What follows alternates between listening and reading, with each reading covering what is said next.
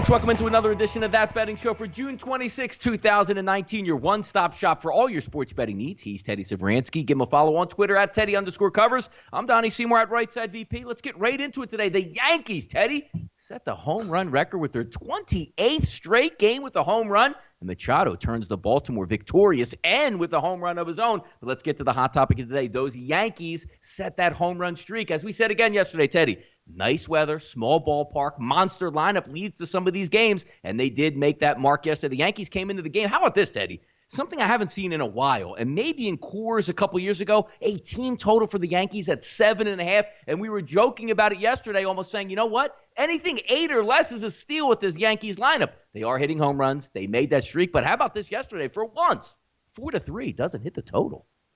Yeah. I mean, I was looking at that over. I didn't pull the trigger because it was 12.5, and I don't bet a whole lot of 12.5s, and I was obviously glad that I didn't with the Yankees continuing to hit home runs, 28 straight games with a dinger, but obviously only 7 runs scored for the game. Both teams stayed under their respective team totals. But look, you know, right now, again, it's late June. We're still before the All-Star break. The season's only half over. But it really feels like the World Series is a 3-team race. Yankees, Astros, Dodgers, everyone else right now looks like they're playing for second place. Hey, Teddy, by the way, taking a look at some of those games that we talked about yesterday, you know, the hitting environment and some of the numbers that are adjusting. I mean, we joke, you're right, 12.5, and you actually were factoring in, saying to yourself, like, you know what? I could see the Yankees getting 10 runs in this game, and we'll see what the Blue Jays will put up. You had an exorbitantly high total in Philadelphia last night that they cruised over once again. Talking about, you know, Camden Yards, a daily occurrence, Teddy, 10.5s and 11s. Just a few years ago, we were looking at these games going, 9 seems a little bit strong, seems a little bit high. These numbers continually get higher here. Yeah, and no question that the betting marketplace doesn't sleep forever. And when you see a season where home runs are flying out at a record pace, no question we've seen these totals get adjusted upwards. And you're right. A couple years back, you're hard-pressed to find 9.5s, you know, something in a lot of venues. That's not the case in 2019. Lots of over money to be made early. At this stage of the season, talking about as a broader market picture, the markets aren't lagging behind where the runs scored have been. Hence, these higher totals now than we saw earlier in the season and in recent years. How about this game, Teddy, taking a look at here? The Royals, you figure you have the Cleveland Indians sometimes struggling at the bat, waiting to get hot for the summer, post 6 runs. Figured you'd be in some pretty good shape heading into the 9th inning with a 6-3 lead. Not so fast. Brad Hand, who has really good numbers on the season, gives up a grand slam and ends up in an 8-6 loss in this one. We've seen it time and time again, Teddy, throughout this summer. Look, if you're going through the first 5 innings, once the starting pitchers get out, it's almost a crapshoot out there to see what's going to take place. And the Royals, of all teams, strike for 5 in the 9th. The Royals are actually playing pretty good ball over the last couple of weeks, making money for their backers. But last night is all about a manager misusing his closer. You know, Terry Francona tried to be cute, and he put Hand in there. That was his 5th appearance in the last 6 games. He only threw 13 pitches last night. He gave up 5 hits and 5 runs. All right, that's throwing meatballs because you got nothing left, and your manager is supposed to know that. Of course, Francona, after the game, he was throwing 94 miles an hour. He'll definitely have Wednesday off. Then we have a day off, but we check pretty closely with those guys. Hand had nothing last night. Worth noting, the Indians will not have their closer available today. Teddy, last year, Snell, pretty much unhittable, wins the Cy Young Award. Now we're looking at the past couple of games and really saying, you know what? What is going on with Blake Snell? Because he gave up 7 earned runs in the loss yesterday. And actually, Teddy, 6 runs or more in 3 of his past 5 starts. The Twins built an 8-0 lead and did not look back. Very rare there when you're playing up in the Twin Cities, Teddy, getting 80 degrees at first pitch, getting winds blowing out at double digits to center field. That didn't help Snell. And this lineup for the Twins, if you're not on your game on the mound, Teddy, they could put the screws to you. Particularly against lefties. I mean, Minnesota's numbers against southpaws are phenomenal. MLB best, 303, a 303 batting average, 40 dingers, 889 OPS. Baseball's best against opposing southpaws. And, of course, this is a team that's been beating up good pitching all year. They've beaten 5 different Cy Young Award winners this season, including the 2 reigning winners. Now they beat DeGrom early in the season and just roughed up Snell yesterday. Twins manager Rocco Baldelli, quote, "We go out there to compete, and our guys go out there to have good at-bats no matter who it is. It doesn't mean you're going to win. Doesn't mean you're going to hit any home runs or square any balls up. But our guys are certainly confident in what they're doing and not afraid at all." Minnesota continuing to make money for their backers. And I keep saying, all right, well, they've peaked. Maybe they haven't peaked yet. Teddy, new gamblers coming into this industry all the time. I mean, obviously with the advent of legalized gambling crossing across the nation at this point, the one common topic that comes up a lot is when you look at name and have name recognition, especially in baseball. When you say Blake Snell, you're like, oh my goodness, this guy can absolutely shut it down. But we being in this business are number guys. And when you see a pitcher like that starting to struggle a little bit, you have to take the name out of the equation. But just that little, blockage in your head that said, well, I don't know if I want to go against Snell. Just spend maybe a minute here and talk about seeing these big name recognitions, even if the numbers make sense to go against them, still getting that writer's block out of your head saying, I'm not fading Snell today. Yeah, I mean, then again, you're talking to a guy who tried to fade Bumgarner last night. That didn't work too well. Given the, but when you're talking about name pitchers, okay, and name pitchers that aren't necessarily having the type of season that they had when they acquired that name, yeah, there can be real residual value betting against these type of hurlers in these type of ball games. Paid dividends for those who were going against Snell yesterday, not so much for Bumgarner, but the bottom line is when you're talking about reputation versus reality, the advanced metric numbers are always the equalizer. And when you take a look at your xFIPs and your batting average in balls in play and your strikeouts per nine and your walks per nine and your home run rates and your ground ball rates, all of those advanced metrics coming into play might give you an idea which of these name pitchers are worth fading. Snell's advanced metrics, not pretty right now, and it showed last night. There you go. Heard it right here from Teddy Covers on that betting. So let's move in a little bit college football, Teddy. Each day we get closer to opening kickoff. Today we're going to take a look at another top 20 team anticipated for the 2019 college football season right here on that betting show. Today, Teddy, those Iowa Hawkeyes, we're going to keep it in the Big Ten. How about this ticket? Yesterday we were talking about a 66-1 ticket. How about Iowa's 150-1 to win the 2019 NCAA title? Team total set at 7.5. They finished at 9-4, Teddy, in 2018, 5-4 in Big Ten play. Kirk Ferentz been around the block 20 years at Iowa, racking up 152 wins. You do have your senior quarterback coming back. You do have some running game that you can deal with this year, but also let's take a look at the tight end situation. Had a lot of talent go to the NFL. Taking a look today, Teddy, at those Iowa Hawkeyes. Yeah, the Hawkeyes last 4 years, 12-2, 8-5, 8-5, 9-4. Winning seasons, obviously, only one spectacular year during that span, but that's about the track record for Ferentz in now his 21st season on the job. Iowa's always good. They're rarely great. And this year's team has that feel. Certainly now Ferentz has now exceeded Hayden Fry as the longest tenure in Iowa and became one of only 5 coaches in Big Ten history to win 150 games at any given school. Last year, 152 career wins for Ferentz heading into 2019. You talked about the senior QB in Nate Stanley. He's thrown 52 touchdowns over the last 2 years. Of course, 27 of those touchdowns went to the 2 tight ends you were talking about, Fant and Hawkinson, both who went to the NFL. All that being said, we were talking about a senior quarterback. Yeah, he's only 9-9 in conference games over the last 2 years as a starter, but he's got a couple of experienced receivers in Smith Marset and Brandon Smith. He's got 3 running backs from last year, both starting tackles on the offensive line. Alric Jackson, Tristan Wirfs have the potential to be impacted. Both of them look really good. On defense, is Penza the best, Big Ten's best pass rusher? He might be. With Golston on the other side, this team will be putting pressure on opposing QB. They got 3 starters back in the secondary from last year, although replacing Amani Hooker may not be easy to do. My biggest issue with Iowa this year is their schedule. And I like the Hawkeyes plus the points. They've been good road underdogs for me, and not to mention the home field edge. But road games at Iowa State, Michigan, Northwestern, Wisconsin, and Nebraska, they could be dogs in all of those games. And Iowa's going to need to pull off an upset or two if they're going to exceed last year's 8-win total. Yep, home field advantage at Kinnick Stadium, Teddy. As we've seen, they have a pretty cool thing that they do where they salute the kids up in the hospital there, but also the pink bathrooms there seemingly try to get that psychological advantage on the team coming into Kinnick. It'll be interesting to see how the Iowa Hawkeyes go through in 2019. We still good? The pink. Yeah, Hayden Fry's pink bathrooms, dude. That was, from back in the day. Of course, I misspoke. Iowa won 9 games last year after winning 8 the previous 2. That's all I wanted to say. When I misspeak and see it, I got to correct it if I can. Absolutely. Overnight line movers here at SBRodds.com, Teddy. know where to go on the internet to get those moves. They're changing 365 24/7. How about this one here, Teddy? Zach Gallen moving the line for those Miami Marlins. Nationals open up at 185. Checking out SBRodds.com right now. We're under 150, Teddy. Nationals and Marlins total of 7.5. Corbin versus Gallen. Yeah, I mean, Corbin last time out, 8 strikeouts, only allowed 1 run, 4 hits against the Phillies, 7 strong innings. His last 3 starts, he's been dominant at home. Last 3 home starts. Allowed 2 runs in 24 innings. That means he's averaging 8 innings per start at home.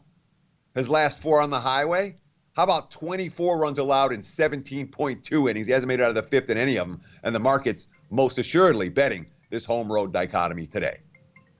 Hot bats there for those Texas Rangers. Teddy Boyd's going to try to quiet him down, and I think the market agrees with him here. The Rangers open up around 135, now sitting more in the pick'em range, a total of 8.5. Minor versus Boyd today in the Motor City.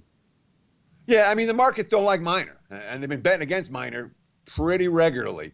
He has a 2.52 ERA, but his xFIP, his adjusted fielding and independent pitching, is at 4.25. So that's saying, hey, he's pitched a lot worse than his record would show. His low strikeout rate, he's got a high walk rate, and he has a particularly high strand rate. The Rangers, 28-15 at home, but 15-21 on the road. All that being said, the Tigers have only 11 wins. It's the end of June, and the Tigers have 11 home wins. Only the Orioles are worse, but Boyd has that strikeout. Boy, does Boyd have some good numbers. The advanced metrics show 11.2 strikeouts per 9. The betting markets like that particular stat. They've been backing Boyd all year long. Watch what you bet here on that betting show for June 26, 2019. The Phillies aim for 3 in a row. Oh, my goodness, Teddy. Hallelujah. Finally getting some wins here in the city of brotherly love. Phillies favored by -155 today. That's a nice little rise. Opened up at SBRodds.com around that 125, 130 range. Still seeing a high total of 10.5, living just outside the city, Teddy. It's 91 degrees today. It's hot again. We'll see if those bats follow through. The Mets dropped to 37-43 on the season, 17-29 on the road. The Phillies 41-38 on the season, 25-17 at home. Vargas, the lefty, versus Pivetta. Yeah, the markets hate Jason Vargas right now, flat out, and that's why we're seeing all this Philadelphia money. Vargas has an xFIP a full 1.5 higher than his ERA, so the market's saying he's living on borrowed time, and of course, it's a guy who's has a fair bit of off-field distractions of late after flipping out against a reporter over the weekend and then getting fined $10,000 for that. So it's Vargas who hasn't been good, who's been primed for regression. It's Vargas dealing with off-field issues, and it's a Mets bullpen behind him. I mean, they've been terrible in June. 7.44 bullpen ERA this month. And you're talking about hot, hazy, humid conditions and a Phillies team that's hit 4 home runs in each of the last 2 nights. Yeah, you can understand why the money's coming against the Mets and why we're seeing some over money here. Bryce Harper, quote, "Sometimes you're going to get the job done, sometimes you're not. We know what kind of lineup we can be, and if we do that and score some runs and stay positive, we can finish this half off strong." Of course, if you're backing Philadelphia today, that means you're backing Nick Pivetta. Got a rough track record against the Mets, 6.23 ERA in 6 starts against them. He gave up 6 runs, including 2 dingers, and a loss against the Nats in his last start last week. Those struggling Philadelphia Phillies, Teddy, they did bring a bamboo plant into the locker room and have scored 20 runs since and have been 2-0. We'll see if the luck can continue today. But let's take a look at another NL East opponent that the Phillies are trying to chase down here, and that's those Atlanta Braves. Less win, Teddy, and lower totals here in the city of Chicago. The Braves and the Cubs -123 on the line, and also a total of 9.5. It's going to be the Braves coming into town, winning last night, 47-33, 23-16 on the road. The Cubs 43-36 on the season, 28-15 at home. Keuchel versus Darvish.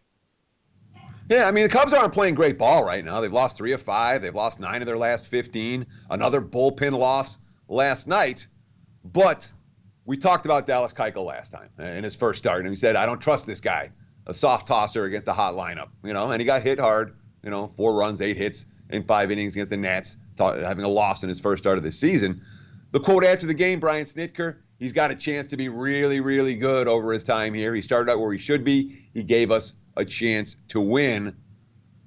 I don't know that I trust him against this Cubs lineup. I really don't. I want to see a little bit more from Keuchel before I get to the window with him. Darvish is a guy who couldn't get the ball over the plate early in the season. Well, last 3 starts, 19-3 strikeout to walk ratio. He's figured that problem out. but now he's given up homers. He's given up 5 dingers in those last 3 starts. And Darvish has a unique thing going right now. 10 straight starts where he's had a no decision. His quote, not only frustrating, weird. I'm not losing. I'm not winning. It's just weird. I want to win.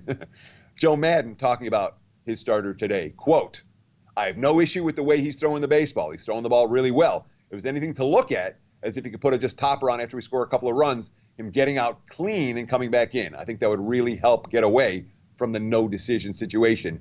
Physically, I'm really pleased with the way he's pitching. So Madden likes his hurler today. I don't necessarily blame him. I don't want Keuchel at this stage for Atlanta. Twins looking to take 2 straight from those Tampa Bay Rays. The Rays and the Twins are going to line it up today. Twins actually getting a little bit of plus money here, depending where you're shopping at SBRodds.com, anywhere from plus 100 to plus 105, with a total of 9 games scheduled for 8 o'clock this evening from Target Field. The Rays enter into this game, Teddy, 45-34 in the season, 25-16 on the road. The Twins, 51-27 and 25-13 at home. Morton versus Odorizzi. Looks like a decent matchup on the mounds here. Let's see what happens here, Teddy. Yeah, and again, we talked earlier in the show about how Minnesota is destroying reigning Cy Young winners. You know, they've beaten, 5 this year? Snell, DeGrom, they beat Kluber, they beat Arrieta, they beat Verlander. This is a team that I don't have a problem backing when they take on elite-level pitching, like they're taking on today. This Tampa team, they're 2-6 on this road trip, all right? They're 10-14 this month. You know, they've gone from a game and a half ahead of the Yankees to being 6 games back. And, Morton, who's been great, on the top 10 in strikeouts, in whip, in wins. The Rays went 10-4 in his first 14 starts, during which he went 8-0 with a 2.10 ERA. They've lost his last 2 starts.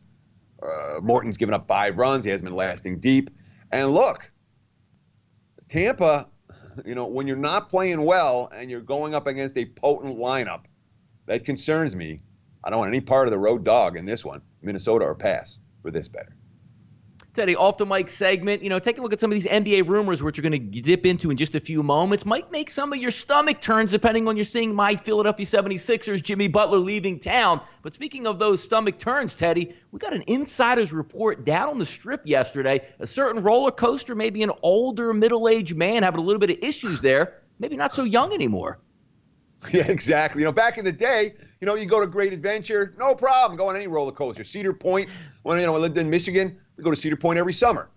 So now I'm in Vegas, I'm 50 and my niece is in town. She's like, Dad, take me on the roller coaster, All right, let's go to New York. Dude, I was green for 3 hours afterwards. I kid you not. My day was done. I can't do it, yeah? Apparently I am an old man now. All that being said, that has nothing to do with Jimmy Butler.